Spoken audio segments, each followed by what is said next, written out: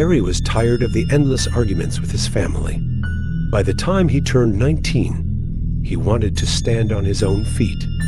After a short search on the internet, he came across a very affordable room listing. The landlord, a middle-aged man named David, seemed calm and trustworthy.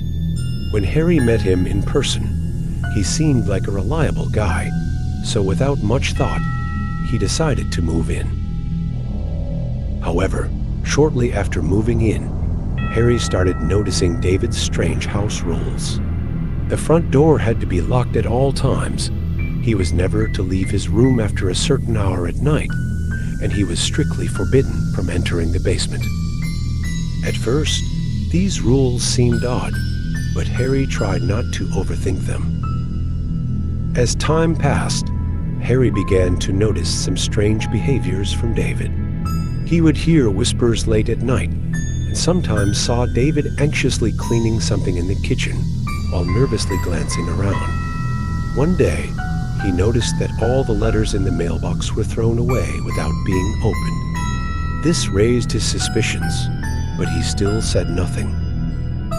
One night, Harry woke up to strange noises coming from the hallway. His curiosity got the better of him, and he slowly opened his door. He saw David dragging a large black garbage bag toward the basement. An eerie chill ran down Harry's spine, but he forced himself to think rationally. Maybe he was just throwing away old belongings? The next day, while David was out, Harry decided to investigate the basement.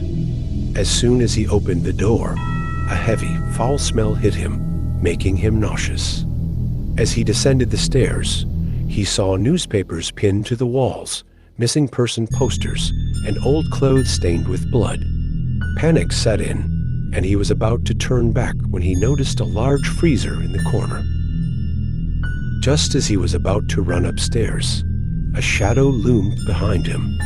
David stood silently at the top of the stairs. With a cold smile, he said, "I told you not to go into the basement, Harry." Harry realized he was face to face with death.